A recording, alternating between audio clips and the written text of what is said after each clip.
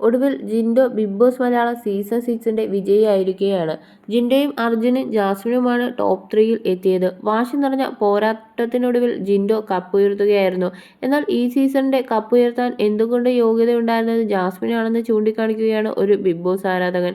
സദാചാര സമൂഹത്തോട് പൊരുതിയാണ് Jasmine വീണതെന്ന് big boss ആരാധക ഗ്രൂപ്പിൽ പങ്കുവച്ച കുറിപ്പിൽ പറയുന്നു. അങ്ങനെ ഫൈനലിലെ ഒരേയൊരു പെൺതരി സദാചാര സമൂഹത്തോട് പൊരുതി 3ാം സ്ഥാനത്ത് അവളുടെ ബിഗ് ബോസ് ജീവിതം അവസാനിപ്പിച്ചിരിക്കുന്നു. ജാസ്മിൻ എന്ന പെൺകുട്ടിയുടെ പേരിൽ ഇനിയങ്ങോട്ട് അറിയാൻ പോകുന്ന സീസൺ. ഹൗസിൽ വന്നുകയറിയ 2ാമത്തെ ദിവസം തൊട്ട് അവൾ മടിച്ചു നിൽക്കാതെ അവളുടെ ഇമേജിനെ പറ്റി ചിന്തിക്കാതെ അവളുടേതായ ഗെയിം തുടങ്ങിവെച്ചിരുന്നു.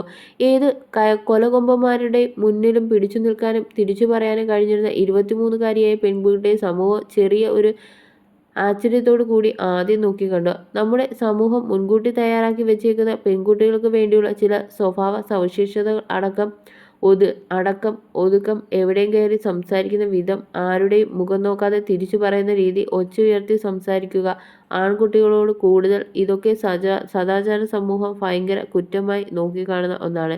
പിന്നെ അടുത്ത ലക്ഷ്യം ഈ പറഞ്ഞ പെൺകുട്ടിയെ ഒതുക്കുക എന്നതാണ്.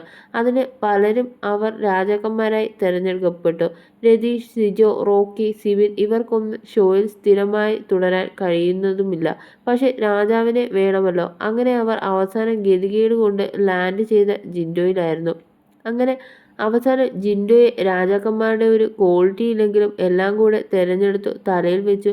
അവസാനം ഒരു പെണ്ണിനോടുള്ള വാശി തീർക്കാൻ കപ്പെടുത്ത് കൊടുത്തുവിട്ടു. പെണ്ണിനെ തോൽപ്പിക്കാൻ ഞാൻ മണ്ടന എന്ന് പറഞ്ഞു നടന്ന, എനിക്കെതിരായി വന്നാൽ അപ്പനെയും അമ്മയും വരെ തള്ളിക്കളയുമെന്ന് പറഞ്ഞ് ലാലേട്ടന് മുന്നിൽ രോമം പുഴുത് കാണിച്ച ഒരു ക്വാളിറ്റി ഇല്ലാത്ത ആൾക്ക് ഇവിടുത്തെ സദാചാര സമൂഹം കപ്പ് കൊടുത്തു വിടുന്നു. എന്തൊരു വിരോധാഭാസം! ഷോയുടെ ആദ്യം മുതൽ ഇന്നലെ അവസാനിക്കുന്നിടനീളം വരെ മുഴങ്ങിക്കേട്ട ഒരേയൊരു പേര് ജാസ്മിനായിരുന്നു. ഗെയിം മുന്നോട്ട് കൊണ്ടുപോയതും മുഴുവൻ കൺട്രോൾ ചെയ്തതും എല്ലാം രാജാക്കന്മാരും എതിർത്തുനിന്ന് കളിച്ചതും ഈ ഒരു 23-കാരിയോട് മാത്രം. ശക്തമായ PR വർക്ക്, ക്യൂട്ട് വാരി വിതറിക്കൊണ്ടുള്ള ഒരു കോംബോയും മാത്രമുണ്ടെങ്കിൽ വേറെ ഒരു ഗെയിമും കളിക്കാതെ സെക്കൻഡ് പൊസിഷൻ വരെ ആകാമെന്ന് അർജുനും തെളിയിച്ചു. പിന്നെ ഒരു സന്തോഷമുള്ളത് ഫൈനലിൽ കാലുകുത്തിയില്ല എങ്ങാനും ആയാലും 5ാം സ്ഥാനത്ത് പുറത്താകുമെന്ന് പറഞ്ഞവരുടെ മുന്നിൽ 3ാം സ്ഥാനത്ത് വരെ ആകാൻ ജാസ്മിന് പറ്റി.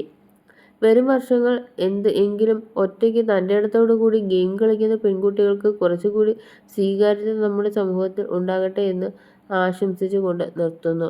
ഇങ്ങനെയാണ് ആ കുറിപ്പ് അവസാനിച്ചത്.